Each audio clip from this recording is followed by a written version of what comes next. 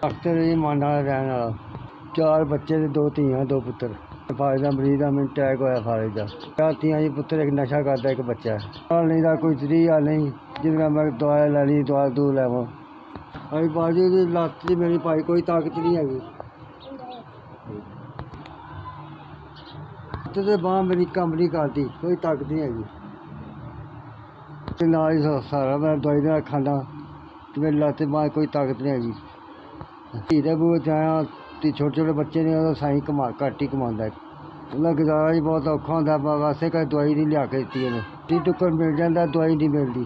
दवाइयां रैपर ने 10 दिन हो गए दवाइयां तो मुक्कियां नूं, पैसे कोल कोनी।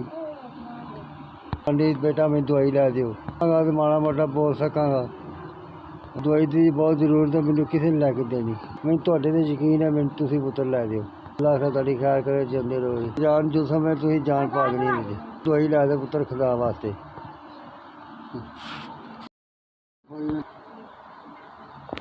तुहाडी तरफ 5000 रुपया मिले, जीते रहो। अल्लाह तुहाडी खैर करे, रब तुहाडी जिंदगी करे। तुहाडी बड़ी मेहरबानी जी। अल्लाह तंदरुस्ती देवे, तुहानूं खुश रखे जी। बीवी दी खैर होवे, बच्चों की खैर होवे, रब तुहानूं तंदरुस्ती देवे। कारोबार चलावे, अल्लाह तरक्की देवे, रब कामयाबी देवे।